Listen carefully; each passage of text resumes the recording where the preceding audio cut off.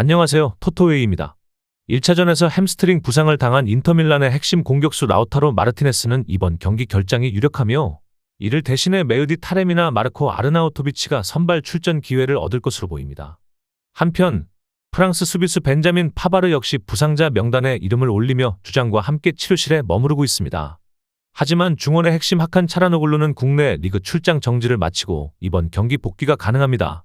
시모네 인자기는 지난 주말 베로나와의 경기에서 대대적인 로테이션을 단행했는데 그 경기에서 크리스티안 아슬라니가 초반 페널티킥을 성공시키며 팀의 무승 행진을 마감했습니다. 그러나 이번 경기에선 덴젤 둠프리스, 마르쿠스 튀랑, 헬리크 미키타리안 그리고 수문장 얀조머 등 주전들이 선발 라인업에 복귀할 예정입니다. 바르셀로나의 한지 플릭 감독 역시 주말 리그에서 일부 로테이션을 단행하며 이번 2차전과 다가올 레알 마드리드와의 엘 클라시코에 대비했습니다. 특히 마르크 안드레 테어 슈테게는 오랜 공백 이후 복귀전을 치르며 감각을 조율했습니다. 바르사는 이번 경기에 라미네 야말, 하피냐, 파우 쿠바르시 등을 다시 선발로 투입할 예정이며 수문장 보이치에흐 슈체스니도 골문을 지킬 것으로 보입니다. 하지만 오른쪽 풀백 쥘쿤데는 여전히 부상으로 출전이 어렵습니다. 다만 로베르트 레반도프스키와 알레한드로 발데는 부상에서 회복 중이며 벤치 명단에 이름을 올릴 수 있을 것으로 기대됩니다. 지난주 캄노우에서 열린 1차전은 완전히 대혼전이었습니다. 인터밀란은 경기 시작 30초 만에 마르쿠스 튀랑의 감각적인 마무리로 챔피언스리그 준결승 역사상 가장 빠른 골을 기록하며 선제골을 넣었습니다. 이어 덴젤 둠프리스는 유럽대항전 39경기에서 단 한 골만 넣었던 이력을 깨고 야말의 환상적인 골 사이에 두 골을 추가하며 깜짝 활약을 펼쳤습니다. 하지만 바르셀로나는 홈에서 무려 3골을 넣으며 대응했고 결과적으로 양팀은 3대3 무승부를 기록했습니다. 인터밀란은 2골 차 리드를 놓쳤음에도 원정 무승부에 나름 만족하는 분위기였으며 이번 2차전을 홈에서 치른다는 점에서 자신감을 갖고 있습니다. 인터밀란은 이번 대회에서 준결승에 오르기까지 단 5실점만을 기록하며 8경기 클린시트를 작성했고 바르셀로나와 조별리그에서 나란히 승점 19점을 기록한 뒤 페예노르트를 꺾고 바이에른 미넨의 결승 진출 희망을 꺾으며 올라왔습니다. 하지만 바르셀로나의 막강한 화력을 상대로는 수비에 어려움을 겪는 모습이었습니다. 과거 인터밀란과 챔피언스리그를 마지막으로 우승했던 2010년에도 바르셀로나를 준결승에서 꺾었고 당시 무리뉴 감독이 이끄는 경험 많은 스쿼드가 바이에른을 누르고 트로피를 들어 올린 바 있습니다.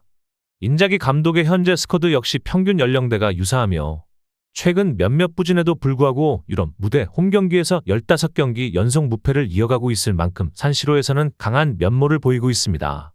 특히 유럽대항전 홈 준결승 11경기 중 9경기에서 승리를 챙긴 경험도 있습니다. 하지만 최근 흐름은 그리 좋지 않습니다. 지난 주말 베로나전에서 1대0으로 가까스로 승리를 거두며 5경기 연속 무승을 끝냈지만 여전히 세리에A에서는 나폴리에 뒤진 상황입니다. 반면 바르셀로나는 이번 시즌 3개의 트로피를 노릴 수 있는 위치에 있으며 이미 스페인 슈퍼컵을 포함해 코파 델 레이 결승에서 레알 마드리드를 꺾었고 라리가에서도 레알을 앞서고 있습니다. 지난 주말 리그 최하위 바야돌리드를 2대1로 꺾으며 정규리그도 4경기만을 남겨둔 상태입니다. 올 시즌 바르사는 30경기 중 24경기에서 승리하며 유일하게 도르트문트에게만 패했으며 챔피언스리그에서는 벌써 40골을 넣으며 1999-2000 시즌 자신들이 세운 대회 최다골 기록에 근접하고 있습니다. 이번 대회에서 야말은 이미 5골을 기록했으며 이는 10대 선수로는 홀란드, 음바페, 라울 다음으로 많은 수치입니다. 하피냐 역시 이번 시즌 챔스에서 20개의 공격 포인트를 기록하며 2013-14 시즌 호날두 이후 최고의 활약을 펼치고 있습니다. 이러한 공격진 덕분에 플릭 감독이 이끄는 바르사는 2015년 이후 첫 결승 진출을 노리고 있습니다. 하지만 바르사에게는 좋지 않은 징크스도 존재합니다. 챔피언스리그 준결승 원정 경기 최근 4경기에서 모두 패배했으며 전체적으로 이 무대 원정에서 단 2번만 승리했고 11번이나 졌습니다. 또한 인터밀란의 홈구장인 산시로에서도 6경기 중 단 1번밖에 승리하지 못하는 등 이탈리아 원정 성적은 좋지 않은 편입니다. 이번 경기에서는 양팀의 최근 맞대결 2경기가 모두 3대3 무승부였던 만큼 다시 한번 다득점 양상이 예고되며 바르셀로나가 공격력을 앞세워 인터밀란을 꺾고 결승에 진출할 것으로 보입니다. 저의 분석을 재미있게 보고 계시다면 잠시 좋아요와 구독 한번 눌러주시면 큰 힘이 됩니다. 1차전에서 파리 생제르맹이 얻은 유일한 악재는 골을 넣은 우스망 덴벨레가 햄스트링 부상을 당한 것이었고 구단은 그가 회복 중임을 밝혔지만 2차전에 출전할 수 있을지는 아직 불확실합니다. 따라서 곤살로 하무스가 아스날을 상대로 최전방을 이끌 것으로 보이며 스트라스부르와의 경기에서 부상을 입은 이강인 역시 출전이 불투명하지만 애초에 선발 예정은 아니었습니다. 중원에서는 비티냐와 파비안 루이스가 주앙 네베스와 함께 호흡을 맞출 예정이며 측면 공격은 데지레 도우에와 흐비차 크바라츠헬리아가 다시 맡게 됩니다. 반면 아스날은 1차전에 결장했던 토마스 파티가 경고 누적 징계를 마치고 복귀하며 주장이자 핵심 미드필더 마르틴 웨데구르는 주말 경기 중 경미한 타박상을 입었지만 출전에는 문제가 없을 것으로 보입니다.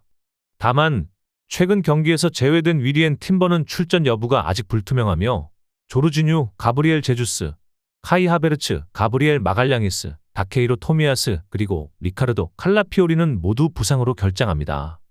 1차전은 일부 측면에서 레알 마드리드와의 8강 2차전을 연상케 했는데 그 경기에서는 아스날이 경기 전 분위기를 주도하고도 실질적인 성과를 내지 못했습니다. 이번에도 경기 전 동기부여 영상과 티포 퍼포먼스 등은 빛났지만 정작 경기에서는 덴벨레가 시작 4분 만에 선제골을 넣으며 파리 생제르맹이 경기를 지배했고 이 골은 덴벨레가 킬리안 은바페와 함께 단일 시즌 파리 생제르맹 챔피언스리그 공격 포인트 공동 1위에 오르는 장면이기도 했습니다. 미켈 메리노의 한 골이 VAR로 취소되며 아스날은 1대0의 열세를 안고 프랑스를 향하게 되었고 원정 1차전을 이긴 경우 거의 탈락하지 않았던 파리 생제르맹은 결승 진출 유력 후보로 떠올랐습니다. 물론 그 단 한 번의 탈락은 2018-19 시즌 맨체스터 유나이티드에게 당한 것이며 이번 주말에는 리그 1에서 스트라스부르에게 1대2로 패배했는데 이는 루이스 엔리케 감독이 주전들을 대거 휴식시켰기 때문입니다. 파리 생제르맹이 로테이션을 돌리며 패한 것과 달리 아스날은 본머스를 상대로 대부분 주전들이 출전했음에도 불구하고 수비 불안으로 또다시 역전패를 당했습니다. 데클란 라이스가 전반에 선제골을 넣었지만 후반에 딘 후이센과 에바닐손에게 연속 실점을 허용하며 리드를 지키지 못했고 이는 이번 시즌 프리미어리그에서 10번째로 리드를 잡고도 승점을 잃은 경기로 구단 최다 기록입니다. 특히 에바닐손의 결승골에는 핸드볼 의혹도 있었지만 전반적인 경기력 자체가 실망스러웠기 때문에 불만을 제기하기는 어려웠습니다. 통계적으로도 아스날의 상황은 불리합니다. 챔피언스리그 역사상 1차전을 홈에서 패한 뒤 준결승에서 역전으로 결승에 진출한 팀은 단 2팀밖에 없었는데 1996년 아약스와 2019년 토트넘이 그 주인공이었습니다. 다만 아스날도 최근 원정 경기에서는 좋은 흐름을 보이고 있는데 공식전 원정 7경기 무패 중이며 챔피언스리그 원정 4경기 연속 승리, 매 경기 2골 이상을 기록하고 있습니다. 만약 레알 마드리드를 상대로 했던 2대1 승리를 재현한다면 연장전으로 경기를 끌고 갈 수 있겠지만 파리 생제르맹이 직전 3번의 챔피언스리그 홈경기에서 무려 14골을 기록한 만큼 아스날 팬들이 낙관하기는 어려운 상황입니다. 이번 2차전은 파리 생제르맹이 승리하면서 결승에 진출할 가능성이 높습니다. 아스날에게는 파티의 복귀와 덴벨레의 출전 불확실이라는 긍정적인 요소가 있지만 전방에 집중된 공격이 수비 뒷공간을 드러낼 경우 파리 생제르맹의 빠른 측면 공격이 아스날의 수비를 무너뜨릴 수 있습니다.